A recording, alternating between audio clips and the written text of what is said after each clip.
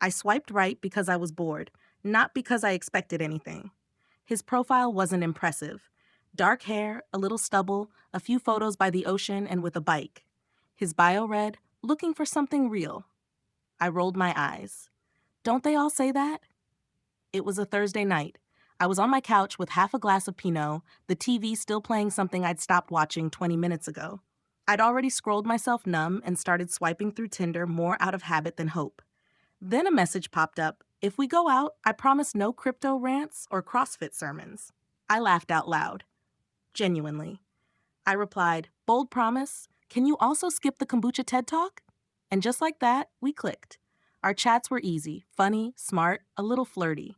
He teased me about my true crime obsession. I made fun of his dog's name, Bark Twain. He asked about my work, my favorite books, why I stayed in Chicago. No pressure, no weird vibes. He seemed normal, maybe even mature. After a few days, he suggested dinner. There's a great Mexican spot, killer tacos, amazing tequila. Friday? I hesitated. Tinder dates were always a gamble, and I'd already lost enough. But I was curious, tired of eating alone. I said, sure, but if the tequila's bad, you're paying. Deal, he replied with a winking emoji. I spent Friday overthinking every little thing. Jeans or a dress? Straight hair or curled? Should I be funny? Chill? I settled for something in between and showed up with a nervous pit in my stomach, telling myself this might, just might, be worth it. He was on time. He looked exactly like his photos. Button-up shirt, sleeves rolled, a confident smile, and a scent that probably cost too much. Maybe too polished, too smooth.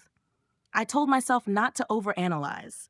The restaurant was busy. Twinkling lights, loud music, people laughing over margaritas. He took control immediately, ordering 3 appetizers before I'd even opened the menu. You have to try the nachos, he said, and the shrimp tacos. Oh, and the burrito. I eat here all the time. I ordered a salad and a glass of wine. He talked nonstop about his startup, his day trading, why men over 35 are underrated. Every time I tried to share something, like the nightmare client I'd had this week, he jumped in. Oh yeah, that reminds me of when I... By the time I was halfway through my salad, I realized I was eating faster, subconsciously trying to speed up the evening. Then the bill came. He picked it up, glanced at it, and without a word slid it across the table to me. You got this, right? I stared at him, waiting for a laugh. There wasn't one. Seriously? I asked, trying to keep my voice even. He shrugged. Yeah, you ate, you pay. We're adults. This isn't the 50s. And that was it. Heat flooded my face, a mix of shock and humiliation. It wasn't about the money. I could afford it. It was the assumption, the entitlement, the way he sat there, unbothered, while I processed the audacity. I wanted to snap, to tell him where he could shove his modern logic. But the restaurant was packed, eyes everywhere, and I didn't want to be that girl, the one who makes a scene and ends up on someone's ex post. I pulled out my card, jaw clenched, and paid. $78.43, including his nachos, tacos, and 2 craft beers. He didn't say thank you, just stood, stretched, and said, ready to roll? In the Uber home, I stared out the window, city lights blurring past. My chest ached, not from the bill, but from the weight of another letdown. Is this it? I thought. A check shoved in my face, a good night, and I'm supposed to call that a date? At home, I kicked off my heels, tossed my purse on the counter, and headed straight for the shower. Under the hot water, I unraveled. Tears came, sudden and sharp. Not for Tom. He wasn't worth it. For me. For trusting again, for ignoring the voice in my head that had whispered, too smooth, too self-absorbed, too good to be true. I'd silenced it because I was lonely, because I wanted to believe one guy could be decent. I thought back to the date, dissecting every moment. His messages had been perfect, curated. But in person, he talked over me, dismissed me, treated me like an audience, not a date. The bill was just the final straw, a neon sign screaming, "You picked wrong." Again. The next morning, my phone buzzed. A waving hand emoji from Tom, like nothing happened. I stared at it, my thumb hovering over the keyboard. Then I deleted the chat, the app, his number. Each tap felt like shedding dead weight, like tossing out a shirt I'd kept too long out of guilt.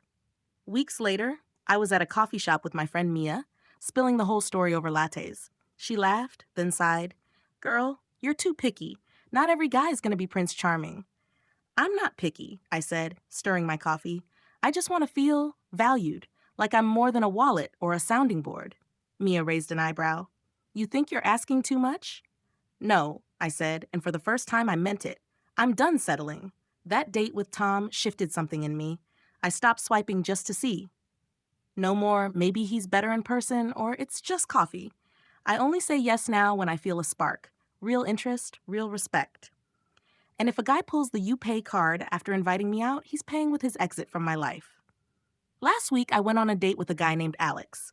Quiet, a little shy, with a laugh that made me grin. He suggested a diner. Nothing fancy. When the bill came, he reached for it, but I offered to split. He smiled, said, "Next time."